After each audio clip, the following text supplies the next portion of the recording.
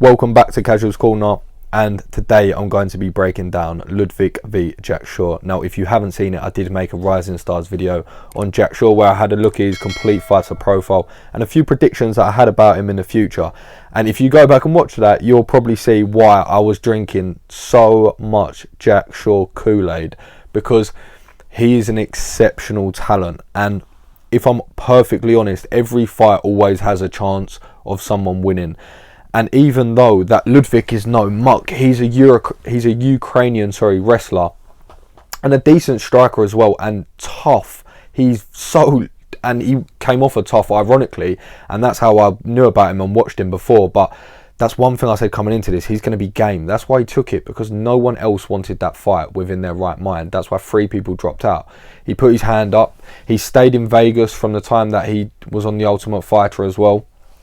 Stayed in Vegas and just knew that he'd get a time to try and hopefully win a contract, because obviously he didn't win the show, and it sort of paid off for him. And things like that are going to do you a big favour in the UFC, and I wanted to sort of touch upon that because he still went 15 minutes with him. I don't think he would have went 15 rounds, which was very impressive because, like I said, he's got pedigree of his own and he is a good fighter, and he would have caused a lot of problems for a lot of people in that division. But I just never saw any route to victory with him.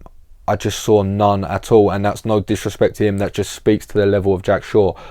I couldn't see him having anything for him in the hands. I could maybe see him catching a couple of jabs. Generally, this is what I thought maybe he could land a couple of jabs, but for the most part he's going to keep him at range. His striking will be too much, he'll be in and out, his defense will be too good, and he just won't be able to touch him. I thought he's going to keep him at distance with nice kicks.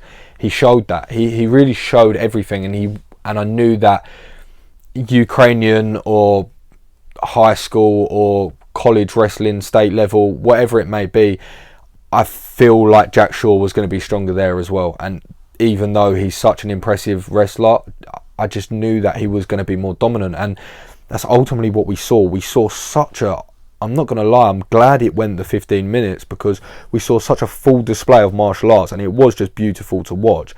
And this is why I'm such a fan of him, because he can really blend every martial art together, all the best elements, and just make it look like an actual piece of art. And it was incredible because that's exactly how he fights.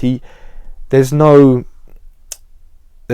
sort of strength or like bravado. He's never gritting his teeth or doing anything out of anger or reactionary. Everything is so calculated, everything is so efficient that it just looks like he's not expending any energy. He just makes it look like that's the easiest thing in the world, and the people that are best at their respective sports make it look easy. If you look at something like football, Messi just makes it look easy, and it's the same with Jack Shaw.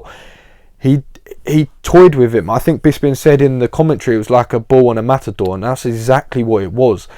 And there were so many things that were impressive about his game.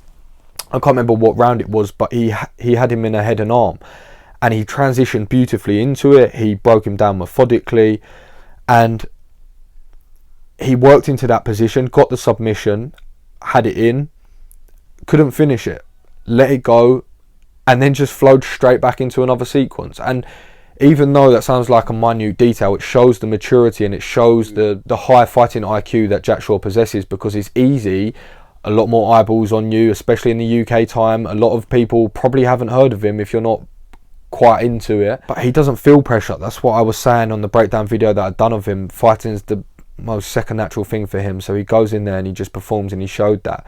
His striking was lovely, he had a beautiful 1-2, landed every single time. His jab was just perfect, he kept him at range. He had a nice body kick out of southpaw. His wrestling was very good. And another thing which is important to say is he tore his bicep.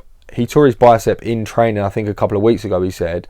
And he said he went into the fight and it was still torn, and luckily he didn't tear it fully, but he said he couldn't wrestle properly, and he still dominated him on the ground. So it was a bit of a scary thought that had even happened, but it was just to sort of go to show his toughness as well. But the thing that I want to circle back to is why I was so impressed with him was that energy expenditure. Everything was just seamless. Every takedown was an overreaction.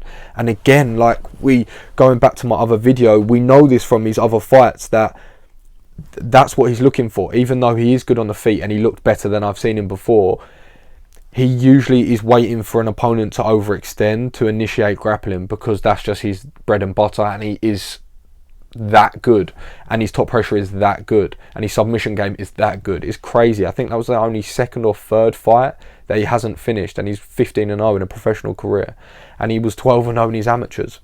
So it sort of goes to show the level of person that we're dealing with. I think there was one time that literally in the first round, I think it was literally the second shot that maybe Liudviq threw. I think it was just a jab. He hadn't even had a look in up to that point, and he overextended on it. Jack caught his leg on one of the kicks, swept him, and then took his back, or went into full mount, sorry. And it was just effortless. There was no energy expenditure. There was no output really at all, but he was perfectly in position, and that's the best way you want to do things, technically perfect. There was another time as well, overextended on a big left hook, ducked under it, level changed, and he was just making it look easy, and it wasn't easy, because like I said, a Ukrainian wrestler, and you don't get in the national team for being any joke out there. So it really goes to show his sort of ability, and it was beautiful to see, to be honest. And the one thing that I want to touch upon just before I sort of wrap this up is, we knew he was a very cerebral fighter. We knew he's very methodical, the way he breaks his opponents down mentally and goes through checklists. Okay, that's not there, I'll go to this, and that's not there, I'll move to that. And we can see that, but also he does it with damage. We talk about putting money in the bank, leg kicks and things like that.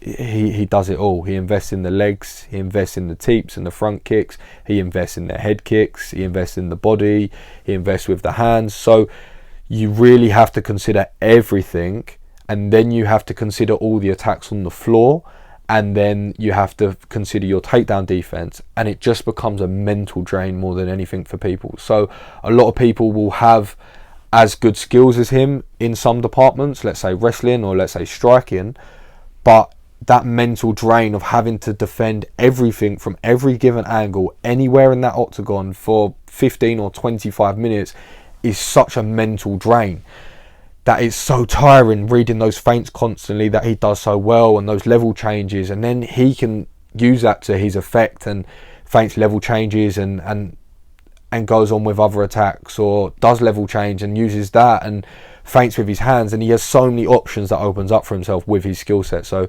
he's so interesting, and as you can see, I literally think I sit down, all I do at home is sit down and speak about Jack Shaw, but he really is the future of mixed martial arts. I do believe it, coming from Britain, and we know he's still young. I think he's 26, but I think if he keeps winning, he's got no option to fight the best, because people don't want to, with all due respect to Liudviq, a very good fighter, but there's just levels to this game. There is levels, and we don't want to watch him go in with people unranked, or even the lower end of that 15. I personally don't anyway, because I know he can be tested, but there is no need to rush him.